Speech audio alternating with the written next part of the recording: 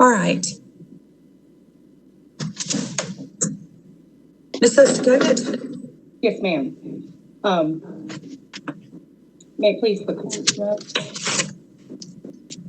Before you, are we ready to proceed? Or? We are ready to proceed. Okay. Good morning, Your Honor. May it please the court.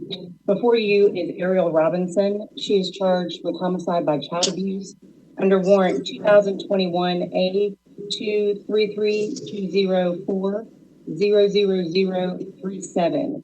I'm Christy Sexton-Kovich for the state. Ms. Robinson is represented by Bill Boughton. This defendant has been bond, Your Honor. Her attorney is requesting a $40,000 surety bond at this time. All right. May I please put a brief factual summary on the record? Please. Okay. Your Honor, on January 14, 2021, around 2:30 p.m., police responded to 515 Selwood Circle within Greenville-County in reference to a non-responsive 3-year-old little girl. EMS and firefighters were already on the scene. When officers got there, they were informed that the victim, 3-year-old Victoria Rose Smith, whose nickname is Tori, was not doing well. The victim had been placed in foster care, Your Honor, with this defendant and her husband, Jerry Austin Robinson, by the Department of Social Services in early March of 2020, along with her 2 biological brothers, who were 7 and 6 years of age at the time, Judge. The biological mother in this case had relinquished her rights to the children, and this defendant and her husband were fostering to adopt all 3. Back to the facts, Judge. This defendant told first responders that Tori had drowned by drinking too much water. But firefighters could also see unexplained excessive bruising on her body, deep purple bruising on her abdomen, Judge, bruising on her ear, abrasions on her face, bruising down her back and up and down both legs. Police talked with this defendant to get an account of what Tori's day was like, Judge, on January 13th and then the 14th, leading up to when this defendant, the co-defendant, called 911.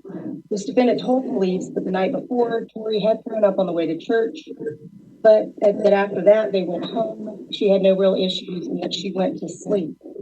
Then the next morning, this defendant says that Tori ate pancakes.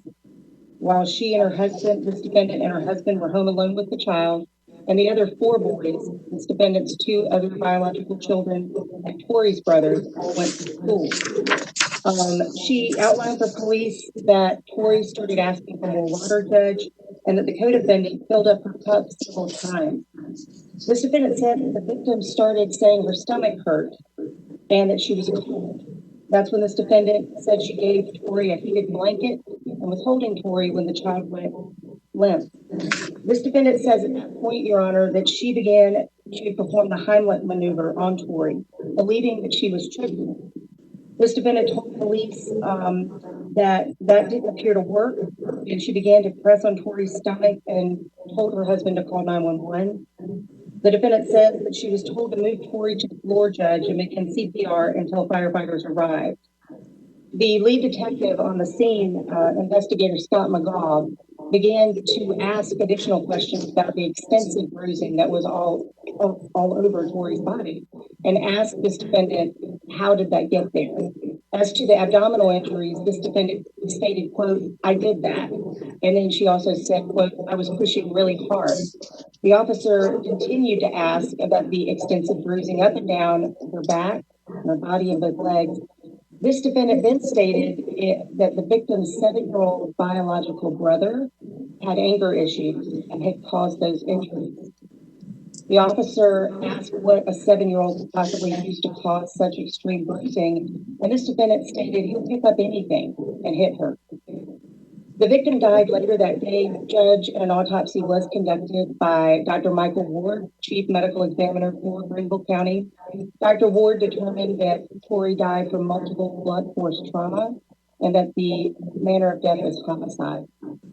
After leaving the autopsy, law enforcement went to Bethel Elementary School, spoke to the principal about Tori's biological 7-year-old brother, that this defendant had claimed caused injuries to Tori, and the principal described him as a happy, smaller child with no outward signs of physical abuse towards anyone. Judge, this victim had no known health problem. She was in the sole custody and care of this defendant. and her husband, Jerry Austin Robinson. Several days after the arrest of both of these defendants, Judge, Mr. Robinson's attorney contacted the state and said that his client wished to make a statement. Austin Robinson told police that he had not physically ever hurt Tori, but that this defendant would, quote, spank and beat her with different things, including a belt, paddle, flip-flop, or whatever. The interview was 2 hours and wide-ranging, Your Honor. But as to the actual injuries for Tori, he stated that this defendant beat Tori with a belt, that he was outside and he could hear it. When he came inside, he saw the bruising and looked at Ariel and said, "You've gone too far." He said that they put Tori in an Epsom salt bath, and he says he went to CVS to try to buy some medication for Tori to bring down the bruising. Your Honor, law enforcement did secure surveillance video, and it does show Jerry Austin Robinson buying that medication around 1.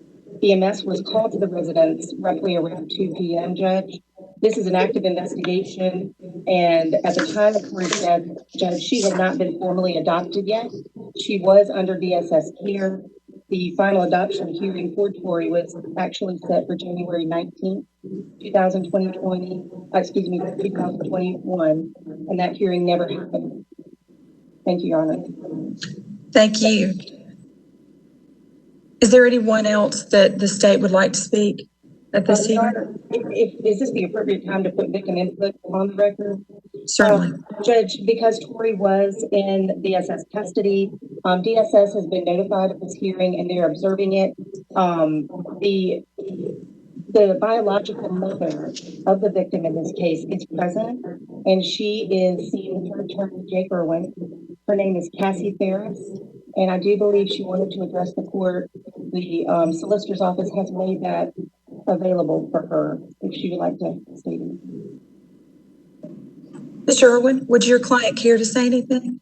Yes, ma'am, just briefly. Certainly. Yes, ma'am. And Judge, for the record, this is Casey Ferris. Thank you. Go ahead, Casey. Your Honor, this is Casey Ferris. Ma'am, could I stop you for just a moment? Mr. Irwin, with your permission, could your client remove her mask? Yeah, that'd be fine. Just so we can make sure we can hear her. Thank you. Yes, ma'am. Your Honor, I'm Casey Ferris. On Thursday, January the 14th of 2021, 3-year-old daughter Victoria Rose was taken from this earth. My family and I have been devastated by her passing, and it's because of this that we respectfully request that you deny bond for the defendant. Well, thank you so much for being here, ma'am. And I'm just so sorry for your loss, and my condolences to you and your family. Thank you. Thank you. I'm sorry, Ms. Sustakovich, you were muted at that time. Is there anything else the state would like to present? I just wanted to note that the 2 lead officers on this case, Blood Agent Charlene Ezell and also Investigator Scott McGaw, are present. Your Honor, the state is requesting no bond in this case. All right, thank you. And thank law enforcement for being here.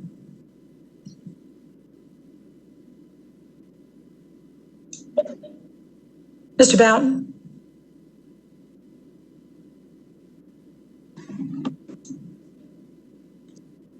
Court, can you hear me okay? We can now hear you. Yes, thank you. Thank you, Your Honor. Bill Boughton for Ariel Robinson today. Your Honor, I'm here with Alvin and Sharon Payne, who are Ms. Robinson's parents. Also sitting with us today is Alicia Ratliff, who is Ms. Robinson's sister. Your Honor, we're all very sorry to be here under these tragic circumstances. Our hearts break for Tori and for all those that loved her. But we are requesting a bond today, respectfully asking you to consider setting a bond for Ms. Robinson. Your Honor, she's 29 years old. She's lived her entire life in Greenville-County in the upstate. She's a graduate from Lander University with a degree in communications. She also holds a master's degree in education from Clemson University. She was a middle school teacher from 2016 to 2019 here in the upstate. She She had been the children's director at her church for 7 years. She was an assistant coach for an upstate middle school basketball team. She's volunteered as a coach at the YMCA in Simpsonville for a couple of years. She was, until recently, on the PTA board at an upstate elementary school here in Greenville County. She's volunteered at career fairs, character building workshops at 2 different schools in the upstate. Your Honor, essentially, she's been heavily involved in the community her entire life. She does not own a passport, Judge. Her family has lived here in the upstate for about 30 years. Alvin Payne, her father, is a retired Army officer. Her mother Sharon's a retired substitute teacher. They're on a fixed income currently, and certainly there's been financial stresses for them. As a result of this, they're currently have legal custody of Ms. Robinson's 2 biological children. Your Honor, her sister Talisha, who's present, is a pharmacist. She currently works at Presbyterian College here, lives in the upstate, has her whole entire life. And Your Honor, they're here just in support of Ms. Robinson. But they're also here to ensure the court that they will assist and abide by any potential conditions that you may place on Ms. Robinson's bond if you were to grant one today. Your Honor, Ms. Robinson has no prior criminal history. She's currently been in jail for 25 days, approximately, because of this charge. And we're just asking for a reasonable secured bond to be set today, Your Honor. I know I placed a $40,000 request on my motion, and certainly that was based on the economic situation of the Paynes. But we'd like you to consider whatever you think is a reasonable bond in this situation. We have no objection to electronic monitoring or home detention, should you feel that that's appropriate. Ms. Robinson understands that there are restrictions put in place by the family court regarding contact with her children, and she is prepared to comply with those. But we certainly have no objection to any extra condition of bond, be that she follow any orders of family court or other conditions that you find appropriate. The case is still an active investigation, as the solicitor said. We appreciate the information that's been quickly provided to us by Ms. Estakovich, but certainly there are other things that we haven't received yet, and we look forward to furthering our investigation. We believe that Ms. Robinson's history and characteristics demonstrate that she is not a flight risk, nor a danger to the community. But if this court has concerns based on the serious nature of the charges, then we believe that certain conditions can be put in place that would assure her appearance in court and assure that the community is not in any unreasonable danger. Thank you for hearing us today. All right, thank you. Anything else, Mr. Boughton? No, ma'am. Anything else from the state? Nothing further, Judge. All right, thank you. Based on the seriousness of the charges and the egregious nature of the allegations in this case, I do find that the defendant in this case is a flight risk and does pose a substantial danger to the community,